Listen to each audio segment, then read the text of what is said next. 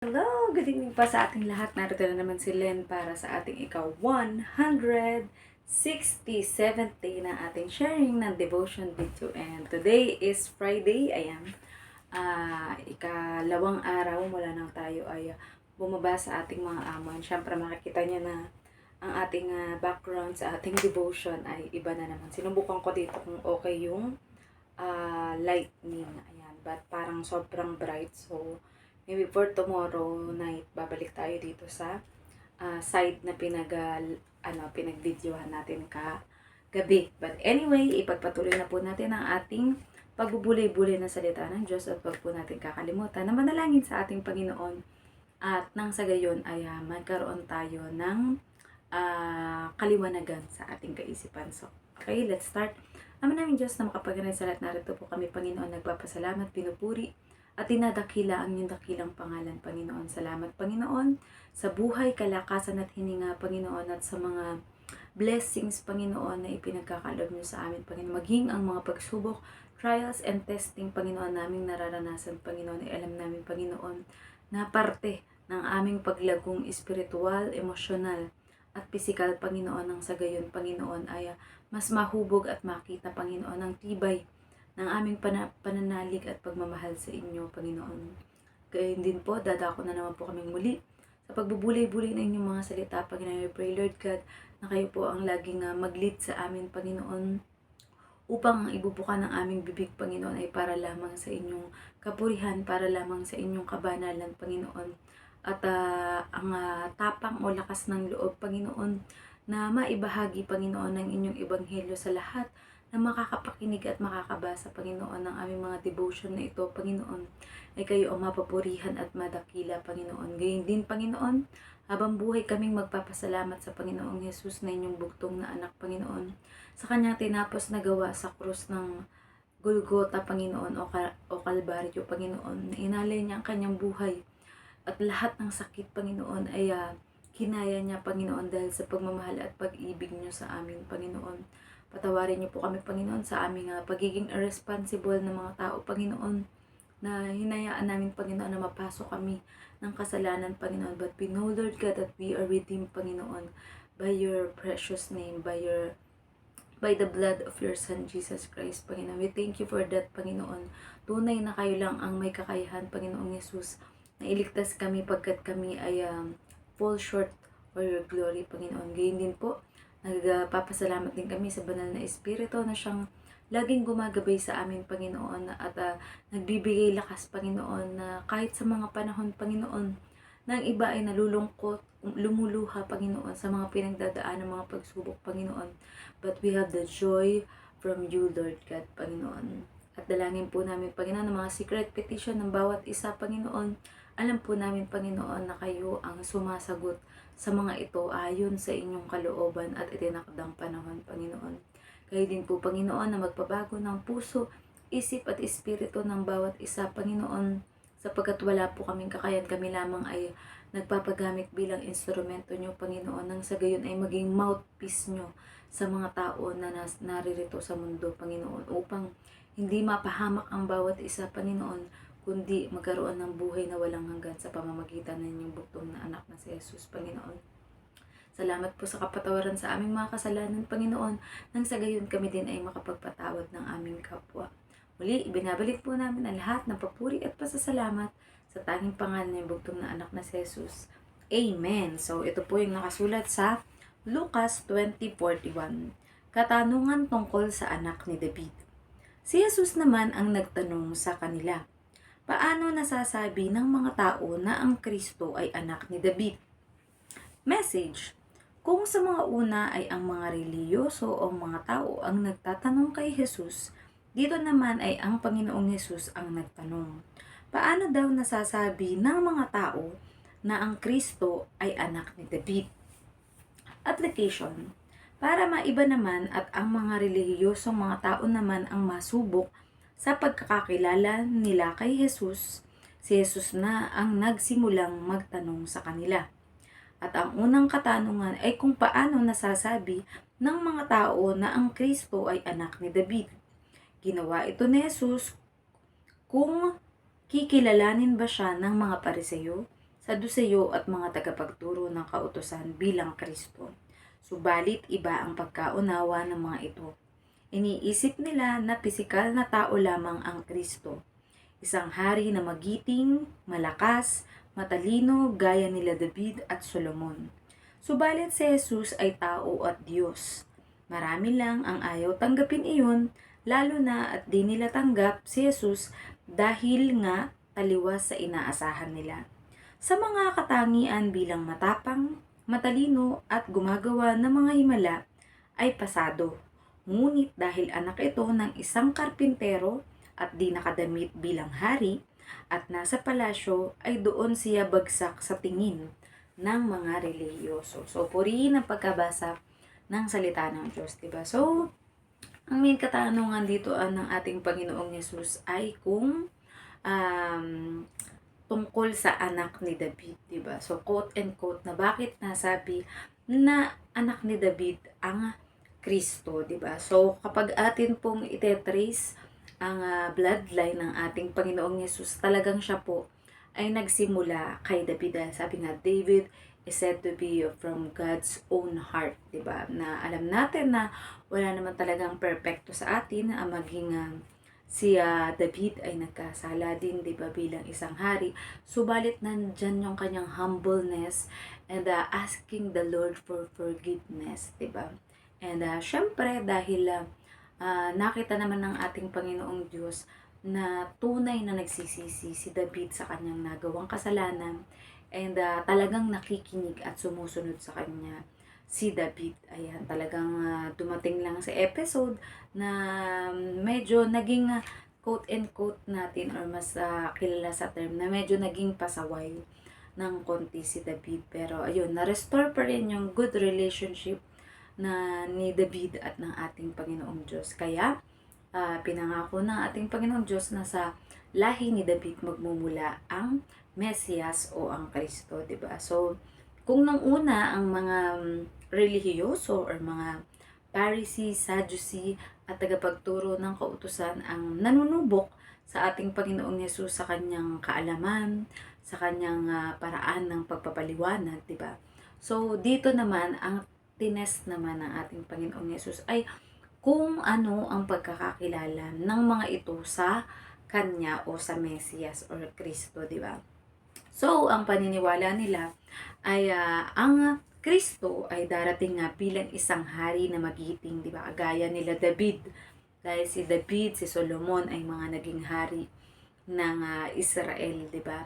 Ngunit ayan, hindi nila matanggap na si Jesus nga ay anak ng karpintero, 'di ba? Pero kung sa mga traits o katangian, matapang, matalino at gumagawa ng himala ang ating Panginoong Yesus, 'di ba? Pero ang hindi lang katanggap-tanggap para sa kanila na matawag ito ng Kristo ay dahil hindi siya isang hari na tipikal na hari na kilala nila, 'di ba? So sa atin bilang mga tao, 'di ba? Tayo mga normal na tao. Kung tayo ba ang tatanungin, ayan, ano ba ang pagkakakilala natin sa ating Panginoong Hesukristo? Para sa atin ba siya ay ordinaryong tao lamang? O para sa atin ay siya ang Diyos ng lahat ng mga Diyos at siya ang hari ng mga hari, di ba? Na although wala tayo doon sa typical na sitwasyon, di ba? Na kung saan ay tinatanong na ating Panginoong Yesus kung ano ba siya sa atin, di ba? So, can we strongly and courageously said that Jesus is the Lord of Lords and King of Kings into our life? Kung paano na ba, intimate na ba, matibay na ba yung relasyon natin sa Kanya na, syempre, may iba, di ba? Sabihin, ay, kilala ko ang ating Panginoong Yesus, kilala ko siya. I accepted the Lord Jesus Christ as my Lord and Savior ng ganitong petsa, ng ganitong oras, di ba?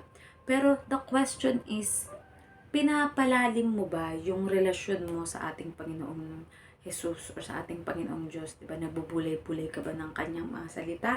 Ini-apply mo ba ito sa iyong pang-araw-araw na buhay? Nagpapatawad, nagmamahal ka ba? At tumutulong ka sa iyong kapwa?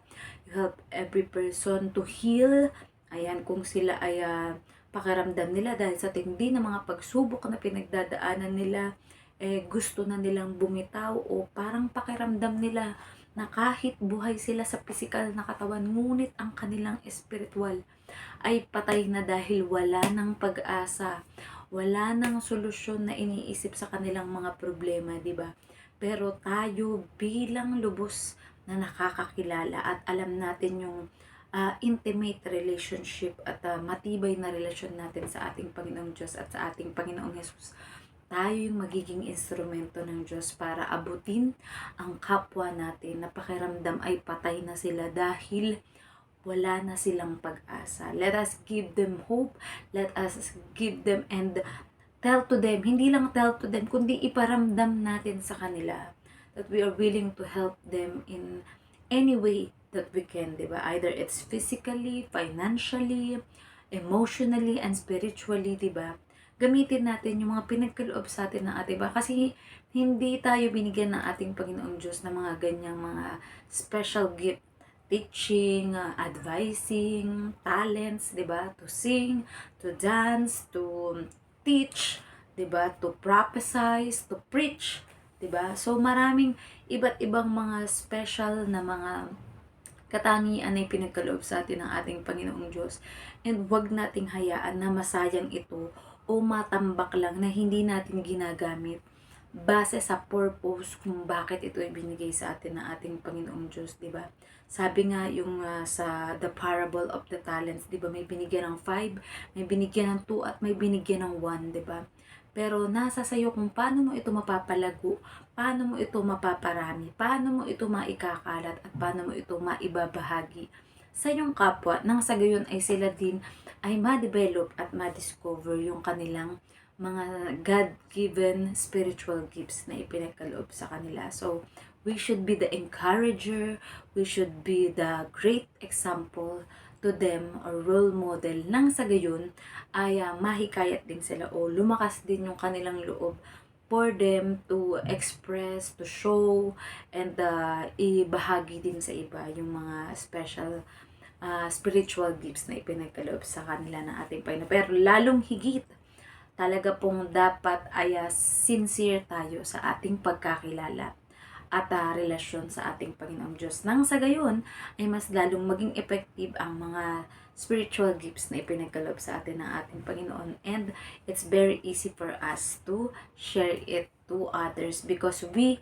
ourselves experience it by ourselves. And we can all say that God is good all the time and all the time God is good. So, naman po may natutunan kayo sa ating sharing ng devotion video ngayon. And let us all end up into prayer. Ama naming Diyos na makapangyarihan sa muli, nagpapasalamat po kami, Panginoon, sa inyong mayamang mga salita, Panginoon. Tunay nga po, Panginoon, na kayo ay nagmula ang inyong anak na si Jesus sa lahi ni David, Panginoon, sapagkat hindi ninyo tinignan, Panginoon, ang mga pagkakamali ni David, Panginoon, at ang mga kasalanan ni David, Panginoon, kundi ang kanyang puso, Panginoon, that is humbling down before you, Lord God, that is willing to obey, that willing to ask for forgiveness, that is willing to repent, Panginoon, at isaayos ang kanyang mga pagkakamali, Panginoon. Gayon din, Panginoon, give us the heart, Panginoon, na kagaya ni David, Panginoon, that is willing to submit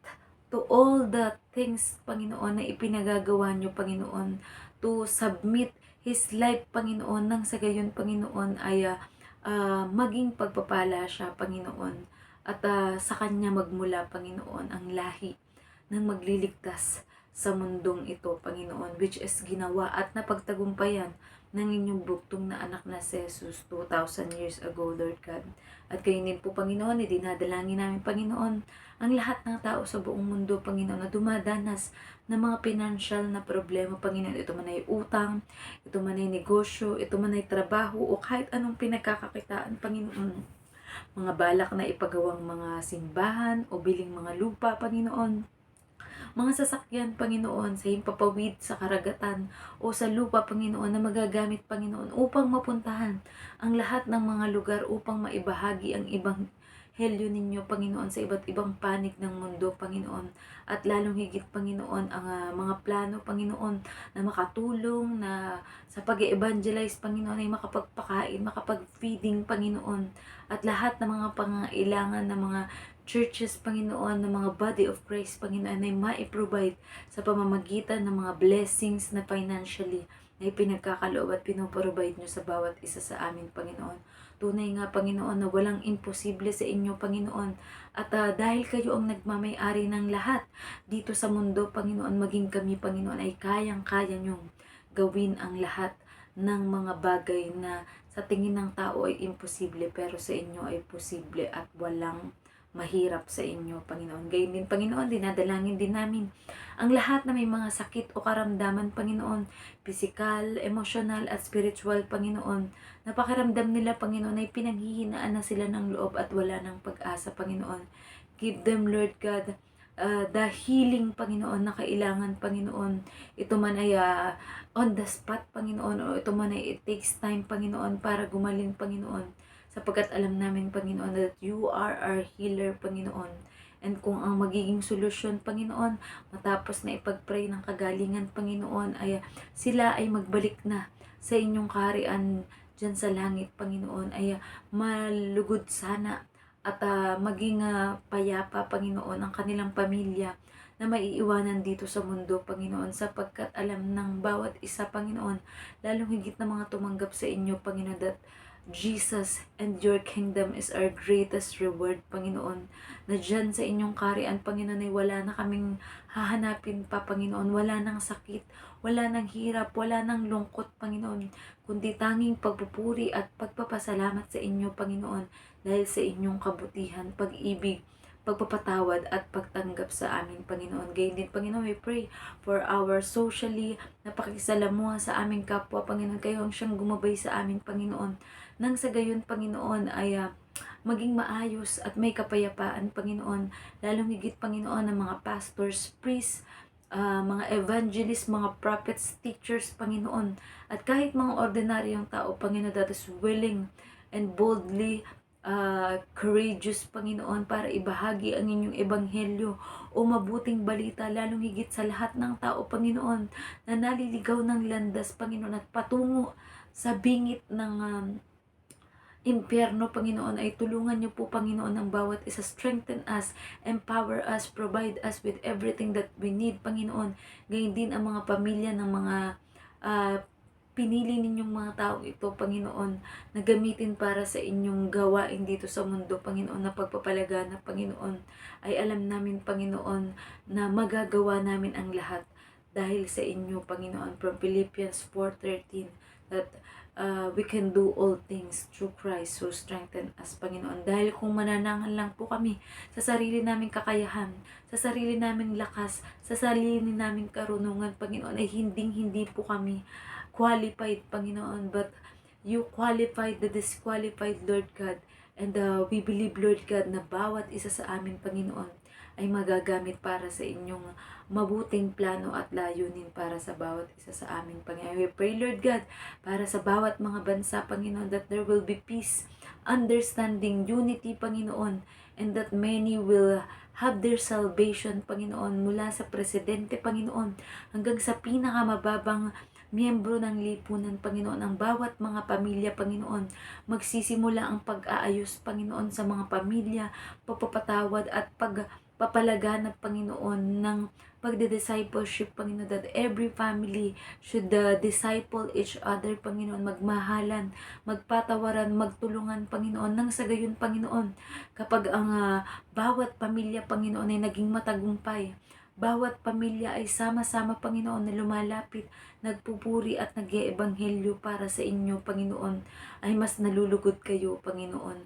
Dahil iyon talaga ang basic na parte ng isang bansa at ng isang pamayanan, Panginoon. And we pray, Lord God, that there will be peace in every country, most especially your chosen nation, Panginoon, ng Israel, Panginoon, na mas marami pa ang mas makakakilala at tatanggap sa inyong anak na si Jesus bilang Diyos at tagapagligtas sa kanilang buhay. Ang bansang China, Panginoon, na nakikipaggera, Panginoon, sa bansang Pilipinas at sa bansang Amerika, Panginoon, that makakalimutan nila, Panginoon, ang mga pag-aaway-away na ito o gera o ano mga war, Panginoon, na posibleng mangyari, Panginoon. Ngunit ilalagay niyo sa kanilang puso at isip, Panginoon, ng bawat mga tao, Panginoon. You will twist their mind, Panginoon. Nang sa gayon, Panginoon, ang gawin nila, Panginoon, ay magmahalan, magpatawaran, Panginoon, at magkaisa upang kilalanin kayo bilang Diyos at tagapagligtas ng aming buhay, Panginoon. Tunay, Panginoon, na walang imposible sa inyo at kayang-kaya ninyo, Panginoon. Ano man ang pinakamahirap sa tingin ng tao, Panginoon, ngunit sa inyo ay kayang-kaya nyo with just a blink of an eye, Panginoon. Kaya we pray, Lord God, for everyone, for everybody, Panginoon, na hindi magbabalik ang inyong anak na si Jesus dito sa mundo, Panginoon, hanggat hindi lahat ng tao ay naaabot ng inyong mabuting balita o ebanghelyo. Nakagaya ng sinasabi sa inyong salita, Panginoon, na kayo, Panginoon, na nagpasimula ng layunin o Great Commission na ito, Panginoon, ang siyang tatapos ng lahat ng ito hanggang sa muling pagbabalik ng iyong anak na si Jesus dito sa mundo, Lord God. At yan po ang kinasasabikan ng bawat isa sa amin, Panginoon, that we will be reunited with you in your kingdom, Panginoon, at makikita na namin kayo ng harapan at mapapurihan namin kayo ng harapan, Panginoon. Kaya muli, binabalik po namin ang lahat ng papuri at pasasalamat sa tanging pangalan ng bugtong na anak na si Jesus. Amen. Good night po sa ating lahat and God bless. Bye!